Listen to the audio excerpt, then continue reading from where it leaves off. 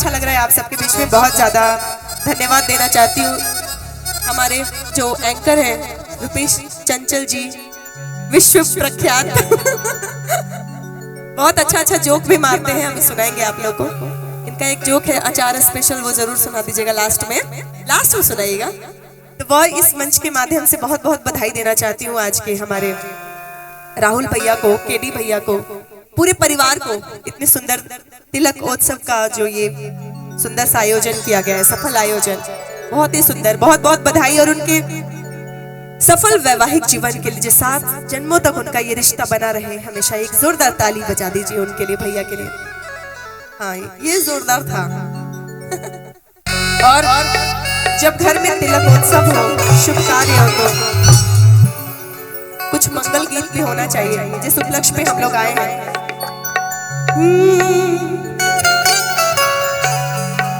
कि गैया के गोबरा से कि अंगना लिपायो रघु नंदन हरी, कि गैया के गोबरा से अरे अंगना लिपायो रघु,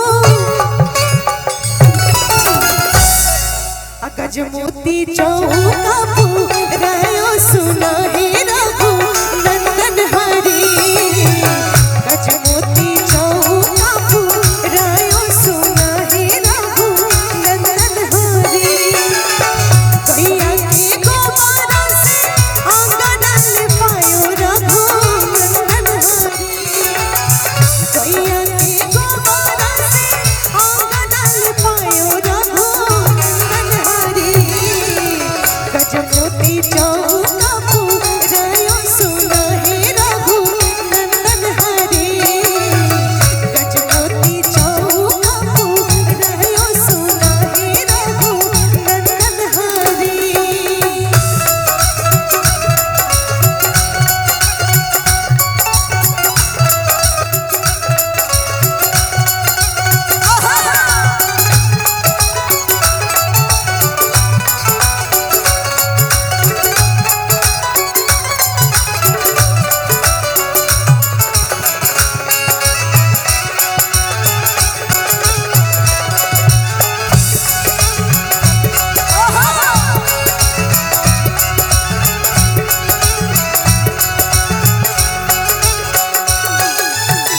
और हमारे जय मंगला साउंड बहुत अच्छा चल रहा है, मुझे मॉनिटर में थोड़ा सा और साउंड चाहिए, मेरी वोकल फीडबैक।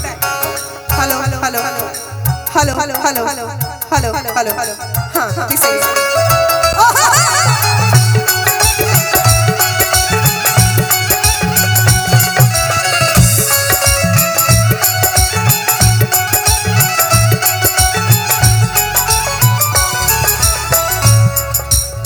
और भैया का नाम शायद राहुल है, राहुल भैया।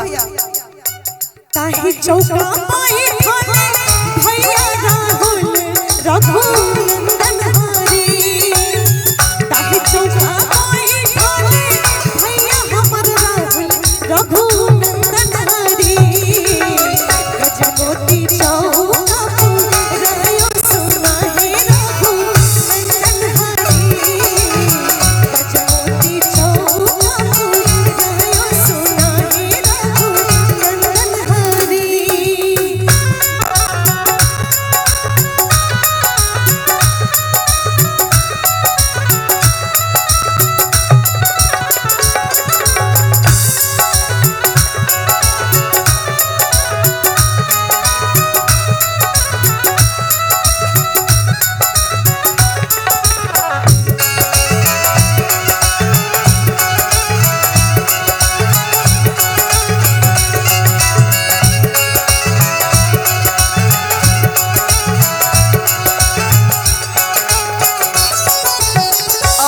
तिलक है, कुछ दिन में भैया को हल्दी भी लगेगा, मैं हल्दी का गीत भी गा देती हूँ। किया के मैं हरदी हरदिया तू भपातरना, किया के मैं हरदी हरदिया तू भपातरना, किया के मैं हरदी हरदिया तू भपातरना, आके मैं हरदी हरदिया तू भपातरना,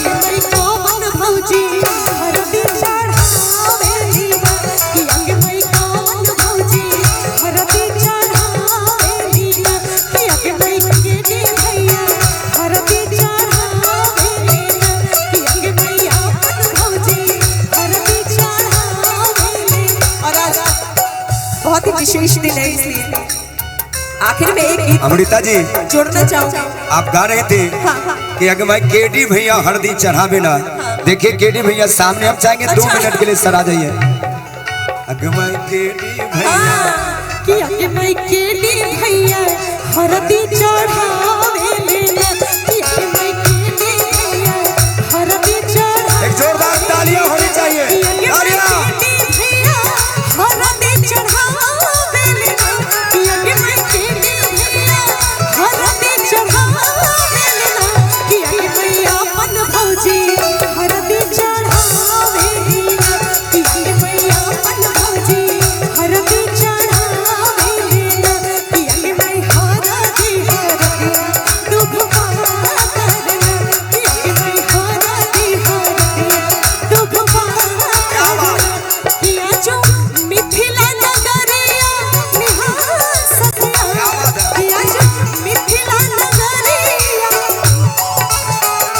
कि चारू दुल्हा में बड़का कमाल सखिया, कि चारू दुल्हा में बड़का कमाल सखिया, कि अगे मैं हरदी हरदिया डुबवा करना, कि अगे मैं हरदी हरदिया डुबवा करना, कि अगे मैं लास्ट में कहना चाहती हूँ।